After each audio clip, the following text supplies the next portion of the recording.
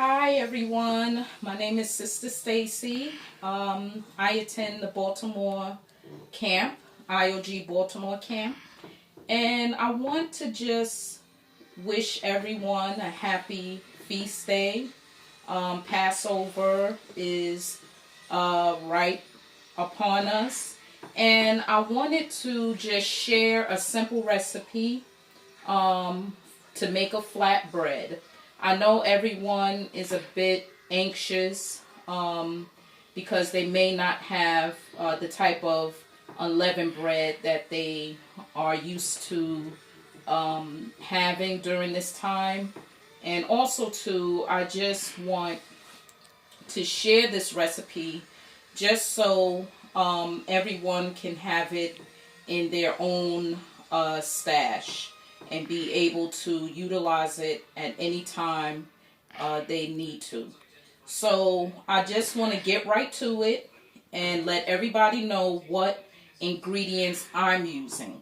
Of course, this recipe can be tweaked any way you choose, but this is just a recipe that I like to use. So the first thing is an all-purpose flour. I like to use gold medal all-purpose flour, but of course, if you have a particular flour you like to use, that's totally fine. And this is 2 cups. And then we have an all-wheat flour. I like to also add it to the all-purpose, mainly because it can stretch and add a little color to it. Then we have, this is about a half a cup of sugar. Now, this is totally optional. I like to add sugar because for children, this is tasty and it gives kids the feeling as though they're eating pancakes sometimes. So I like to add that. And then we have just a teaspoon of salt. Of course, you can use sea salt if you so choose. But if you are going to use a sea salt, make sure that it's not the coarse one, but the fine salt. And then we have 2 tablespoons of olive oil. So of course, if you don't have olive oil, you can use vegetable oil. It's totally up to you, but I like to use the olive oil. This is rosemary, about 2 tablespoons of rosemary. Now this again is optional, but if you like that rosemary taste with your bread, if you're making pasta for your feast meals during the 7-day feast of unleavened bread, this will go great if you are making a pasta dish. So you can add this to your flour and it'll give it a great taste, along with maybe some granulated garlic if you choose to. I'm not going to use this in this recipe, but I wanted to introduce it to you just to give it a bit more options for your bread. So we have some cold water that we're going to add. Of course, you're not going to need all of this water, but you do need cold water to mix into your ingredients.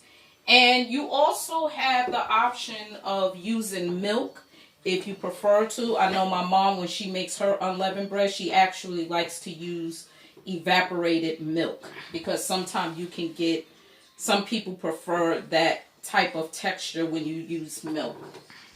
Also, this is another optional ingredient, which is a nice cane sugar syrup. Is great for baking. I mean, this is a bit pricey. It can run you about $6-7. But when I tell you, the smell alone will just make you fall in love with it. Again, I'm not going to add it to this recipe, but another option if you so choose to. This is not a measured amount of flour. This we're going to use and keep on the side for when we're ready to roll out our dough. So this helps with any sticking you may have, or maybe you use too much water in your flour mixture, and if you need to just dry it out some, you can use a little extra flour to help you do so. Also, we're going to use this flour to sprinkle on our surface for when we're ready to actually roll the dough out. So let's get started. So I have a basic mixing bowl, and I'm going to add all my dry ingredients. So that'll be both flours, not too close, not too close. My sugar and my salt. And we'll just move that to the side. And we're just gonna give that a little stir. Make sure it's nice and nicely mixed.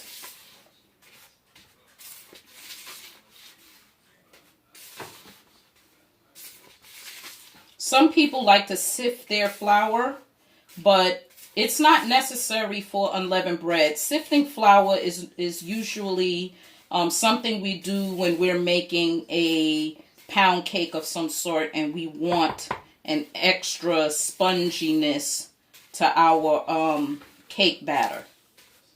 But for this, there's no need to sift your flour.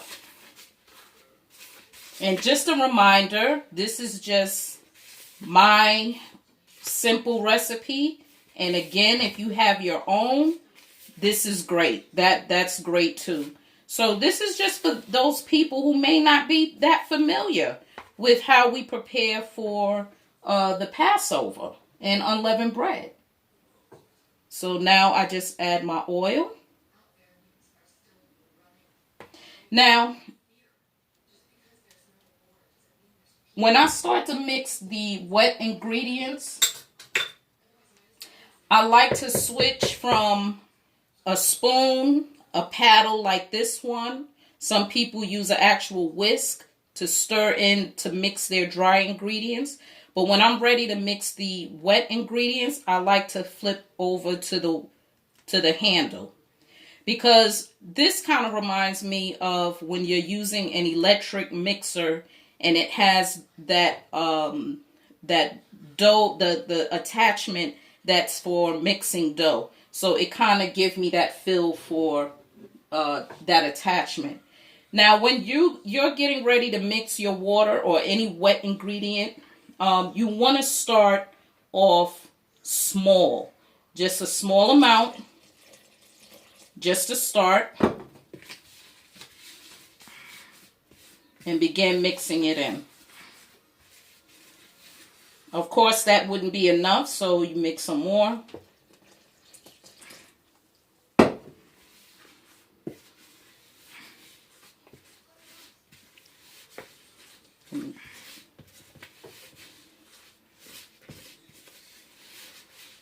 And you want to try to mix it, have enough moisture where the flour can begin to clean the sides of the bowl, if you notice that.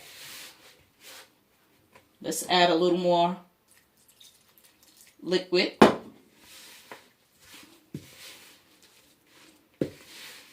We don't want it too wet, and we don't want it too dry.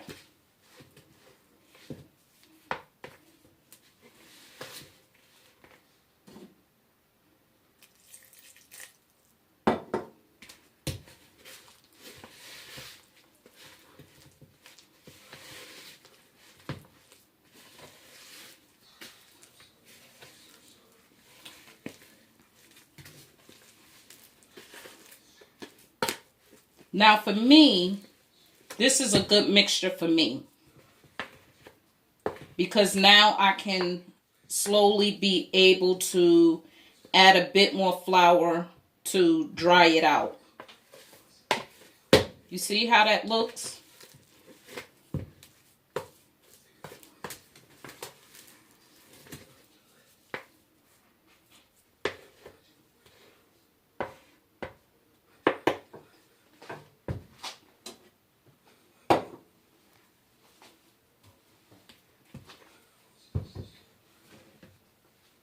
So now we're going to use the flour we set to the side. And we're going to flour our clean surface.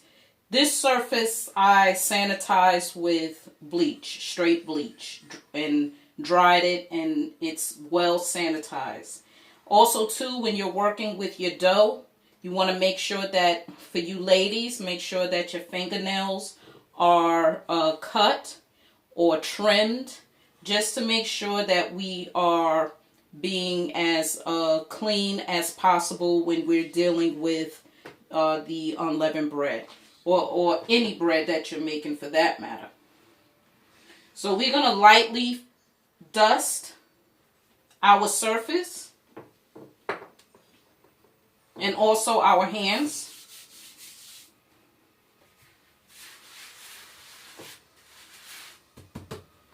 And just bring that dough to our surface.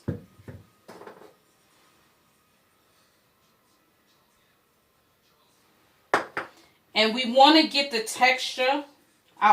You ever remember your kids, for those of you who have small children, and you allow them to play with Play-Doh? Remember Play-Doh and the texture of Play-Doh? That's how you pretty much want your dough to feel after a little kneading. And you don't want to work it too hard. You just want to create a folding motion. You see that? And add flour as you need. The flour prevents excessive stickiness. So you want to give it a roll. Again, add the flour as you need, but not too much, because too much flour also makes your dough pretty hard after a while, and that's not what you want.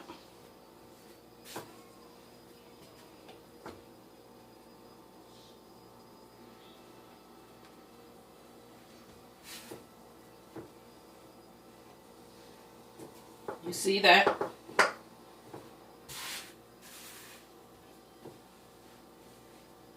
Just a roll. A rolling motion.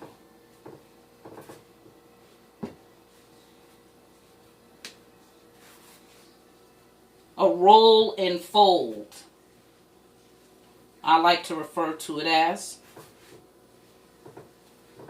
roll and fold.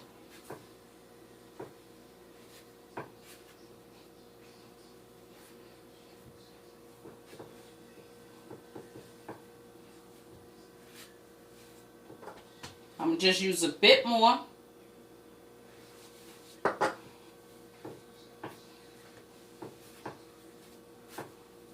Roll and fold.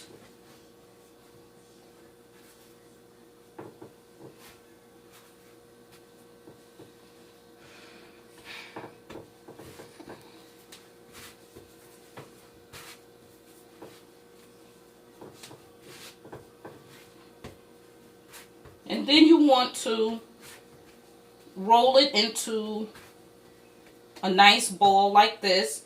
And the way you can tell that you have a good dough is to press down. When you see it rising back up, you know you have a nice pliable dough. Okay? If you press into it and you notice that perhaps it's still sunken in the middle, it may be too wet still. or perhaps too dry. But we want to see that dough come back up. Okay? So once you roll it, you want to take some of the flour you have left over and sprinkle it in the bowl that you use to mix. Just a little bit.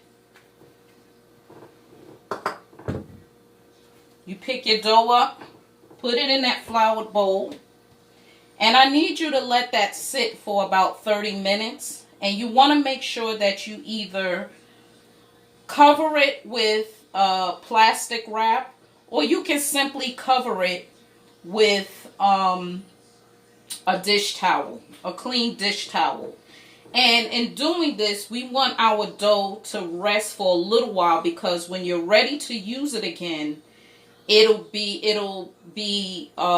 even more pliable when you're ready to start rolling it out. Okay? So you guys stay tuned. I'm going to let my dough rest for about 30 minutes. When I come back, we're going to get ready and make our flatbread.